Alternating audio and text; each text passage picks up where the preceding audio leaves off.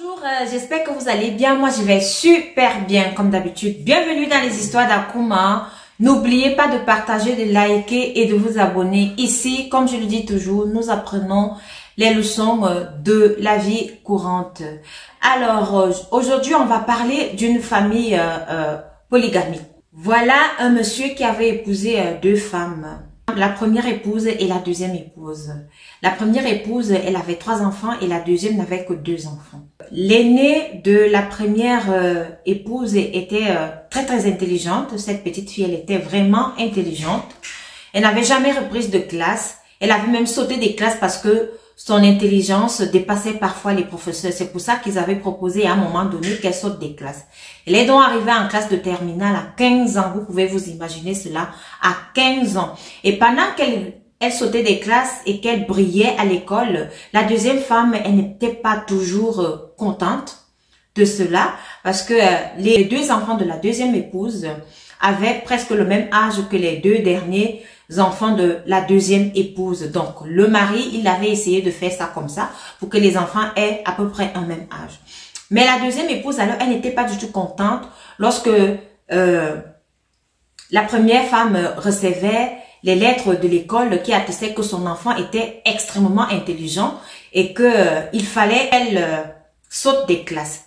Donc, revenons donc à la classe de terminale. Elle est en classe de terminale. On sait, tout le monde sait que non, elle va réussir au baccalauréat, que ça c'est un petit problème pour elle parce qu'elle est brillante à l'école. Vous pouvez vous imaginer qu'en classe de terminale, on a 16 de moyenne, 17 de moyenne, ça veut dire qu'on est bon partout.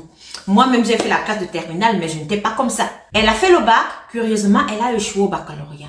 Toute la famille s'est posé la question, mais pourquoi? Tous les professeurs se sont posé les questions, mais pourquoi? Comment elle a pu échouer au baccalauréat? C'est passé. Deuxième année, elle a fait la même chose. Elle a encore échoué au baccalauréat. Mais qu'est-ce qui se passe avec cet enfant? Le papa de l'enfant était déjà tellement énervé. La maman aussi énervée parce qu'ils savent que leur enfant est un génie. La 3e année, elle a refait le baccalauréat.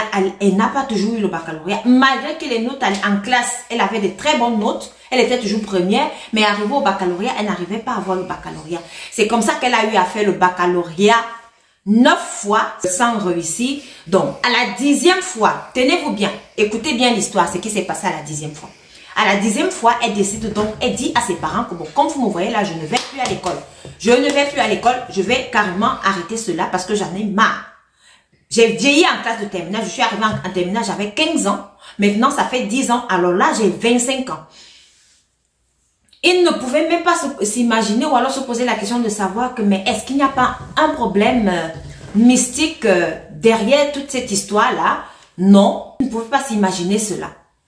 C'est alors que la fille, avec la complicité de sa maman, elles se sont dit, bon voilà, on va faire croire à ton père que tu ne vas plus à l'école, mais j'aimerais que tu ailles à l'école, que tu continues d'aller à l'école. La fille dit à sa maman que maman, là où je suis là, je n'ai même plus de force, donc je préfère arrêter comme ça, je ne veux même plus aller à l'école. C'est là où sa maman lui dit que non, il faut y aller, mais il faut cacher. Moi, je vais payer et tout. C'est comme ça qu'elle est donc restée là. L'année scolaire qui suivait, elle s'est inscrite dans un collège privé. Elle a commencé à aller, et vous savez, dans les collèges privés, ils portent parfois des jupes avec des t-shirts et puis parfois des pantalons avec des chemises et tout ça. Donc, elle, ce qu'elle faisait chaque matin lorsqu'elle se levait, elle portait une jupe et puis elle partait, arrivait en cours de route, elle s'échangeait, elle mettait sa tenue. C'est comme ça qu'elle allait donc à l'école. Donc elle a caché, ça veut dire la deuxième femme n'était même pas au courant, elle a caché. Et vous savez quoi, chaque fois qu'elle ne réussissait pas au baccalauréat, son papa, lui, il allait au village, allait raconter à sa grande sœur qui est là-bas que comme tu vois là, cette année-ci, elle n'a pas eu le baccalauréat, elle a encore échoué, donc je ne sais même pas ce que je peux faire avec elle. Lui aussi, sans arrière-pensée, il parlait comme ça là avec sa sœur, puisque c'est sa sœur. Donc, tout le monde, même tout le quartier connaissait cette histoire. Si des gens peut-être à un certain niveau avaient pitié d'elle, mais d'autres aussi se moquaient d'elle. Elle a repris les cours, mais elle allait en cachette. Elle n'étudiait plus parce que pour elle, elle avait déjà roulé la bourse, donc des trucs qu'on allait donner des trucs qu'on allait donner là-bas à l'école, ça n'allait pas être nouveau pour elle. Donc, elle allait seulement comme ça pour entretenir son intellectuel. C'est comme ça que lorsqu'elle devait donc composer le baccalauréat, elle est quittée à la maison, donc elle a fait un plan avec sa maman. Elles ont trouvé des petits motifs là pour pouvoir déjouer leur papa et la deuxième épouse aussi qui habitait dans le même camp parce que chaque épouse avait sa maison, mais ils étaient tous dans un même camp. C'est comme ça qu'elle a donc réussi à composer son baccalauréat. Et lorsqu'elle a composé son baccalauréat comme ça, curieusement, elle a réussi. Elle a réussi avec mention bien, mention très bien, même pas bien, mention très bien. Elle a réussi son baccalauréat.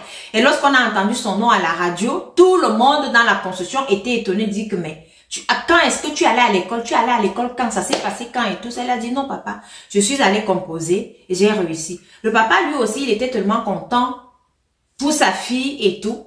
Il alla dans le village, il a annoncé à sa soeur que comme tu vois là, elle a finalement eu le baccalauréat. Mais pendant tous ces temps-ci, la sœur cadette de la première fille, de la première épouse, elle s'en va, elle court rapidement, elle va dire à la deuxième femme que comme vous voyez là, elle a finalement eu le baccalauréat et tout. C'est là où la deuxième femme dit, et puis quoi, elle-même ne pouvait pas venir nous dire ça ici. Tenez-vous tranquille, qu'est-ce qui se passait souvent? Pourquoi est-ce qu'elle ne réussissait pas à son baccalauréat? Maintenant, il y a un pasteur qui vient donc à la maison parce que la maman, elle a décidé, elle a dit non, il faut maintenant qu'on remercie Dieu parce que tu as fait ce baccalauréat après 10 ans, il faut qu'on remercie Dieu. C'est comme ça que le pasteur arrive. Qu'est-ce que le pasteur dit? Le pasteur dit qu'ici, il y avait quelqu'un qui bloquait cette petite fille. Donc, elle a été bloquée comme ça mystiquement pendant 10 ans. Pendant 10 ans pour ne pas avoir son baccalauréat. Tenez-vous tranquille, elle a été bloquée, 1, par la deuxième épouse parce qu'elle était jalouse. 2, par la grande sœur de son père au village. On ne sait pas pour quelle raison, mais elle a dû faire ça comme ça.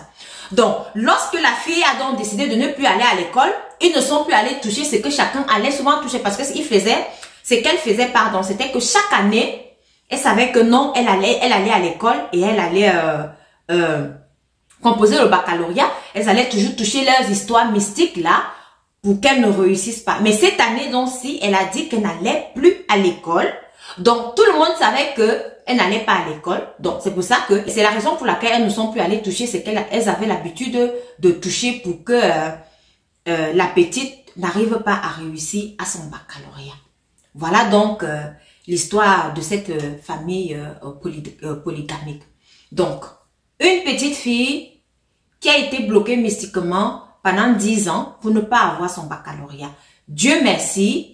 Elle a caché la 10e année qu'elle allait à l'école et c'est cette année-là qu'elle a eu son baccalauréat. Voilà l'histoire. Merci de m'avoir écouté et j'espère aussi que vous avez tiré la morale de cette histoire. Ce que moi je peux dire là-dessus, c'est que il y a des moments où on ne doit même pas dire tout ce qu'on fait. Il y a des moments qu'il faut cacher tout ce qu'on fait. Parce qu'on ne sait pas d'où le mal vient. Regardez l'histoire de cette famille polygamique. Le mal venait du village, c'est la grande sœur à son papa. Le mal venait là à l'intérieur dans la construction au niveau de la deuxième femme. Donc, prenez soin de vous, faites attention à vous et merci de m'avoir écouté.